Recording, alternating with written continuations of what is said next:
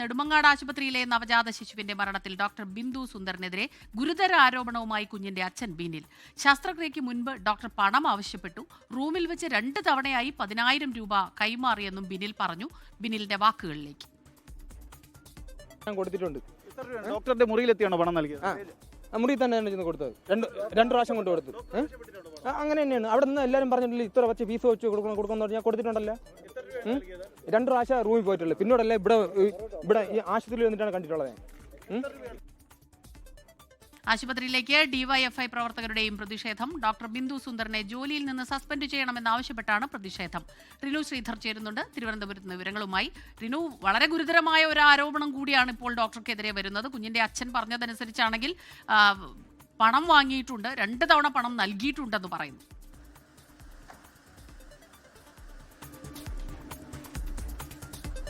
അങ്ങനെ തന്നെയാണ് സ്മിത. കാരണം ഈ കുട്ടി മരിച്ചതിനു ശേഷം വലിയ പ്രതിഷേധമാണ് നെടുമങ്ങാട് ഈ ജില്ലാ ആശുപത്രിയിൽ നടക്കുന്നത്. ഇപ്പോഴും പ്രതിഷേധം തുടർന്നുകൊണ്ടിരിക്കുകയാണ്. ഇന്നലെ മുതൽ യൂത്ത് കോൺഗ്രസും യുവമോർച്ച അടക്കമുള്ള BJP അടക്കമുള്ള സംഘടനകൾ പ്രതിഷേധവുമായി എത്തി. ഇന്നിപ്പോൾ ഒടുവിൽ ഡിവൈഎഫ്ഐയും പ്രതിഷേധവുമായി അല്പസമയം മുമ്പ് ഈ ആശുപത്രിയിലേക്ക് എത്തുന്ന ഒരു കാഴ്ചയാണ് നമ്മൾ കണ്ടത്. വലിയ ബന്ധൌസാണ്, പോലീസിന്റെ ബന്ധൌസാണ്.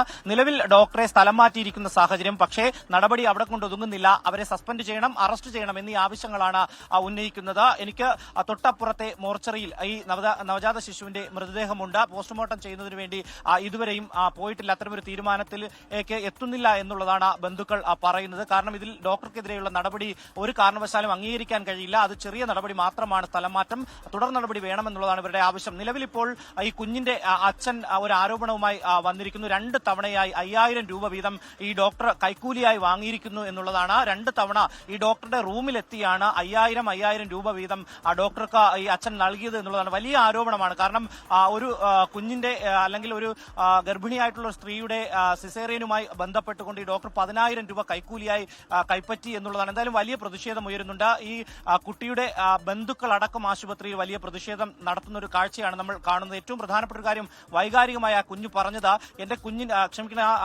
അച്ഛൻ പറഞ്ഞത്, ആ കുഞ്ഞിന്റെ നൂലുകെട്ടിന് എന്റെ വീട്ടിലേക്ക് വരേണ്ടിയിരുന്നവർ ഇന്ന് ഈ ആശുപത്രി പടിക്കൽ സമരവുമായി ഇരിക്കുകയാണ് എന്നുള്ളതാണ്. വൈകാരികമായിട്ടുള്ള ഒരു പ്രതികരണമായി തന്നെ നമുക്കത് കാണേണ്ടി വരുന്നുണ്ട്. ഇപ്പോഴും ആ കുഞ്ഞിന്റെ അച്ഛനും അതുപോലെ തന്നെ ബന്ധുക്കൾ അടക്കമുള്ളവർ ഈ ആശുപത്രിയിൽ ഉണ്ട് എന്നുള്ളതാണ് ഏറ്റവും പ്രധാനപ്പെട്ട ആ ഒരു കാര്യം. എന്തായാലും ഡോക്ടർക്കെതിരെ എടുത്ത ഈ നടപടി ഒരു കാരണവശാലും അംഗീകരിക്കാൻ കഴിയില്ല എന്ന് തന്നെയാണ് ഈ നാട്ടുകാരടക്കം ഒപ്പം ബന്ധുക്കൾ അടക്കമുള്ളവർ പറയുന്നത്. അല്പസമയം മുമ്പാണ് സ്ഥലം MLAയും മന്ത്രിയുമായിട്ടുള്ള GR അനിലിന്റെ ഓഫീസിലേക്ക് യൂത്ത് കോൺഗ്രസ് പ്രവർത്തകർ മാർച്ച് സംഘടിപ്പിച്ചത്. വലിയ രീതിയിലുള്ള ഒരു പ്രതിഷേധം പോലീസ് തടയുന്ന ഒരു സാഹചര്യം, പല സ്ഥലങ്ങളിൽ വെച്ച് തടയുന്ന ഒരു സാഹചര്യം. പക്ഷെ അവരെല്ലാം മറികടന്ന ഈ പ്രവർത്തകർ GR അനിലിന്റെ ഓഫീസിന്റെ മുന്നിലേക്ക് എത്തുന്ന ഒരു സാഹചര്യം.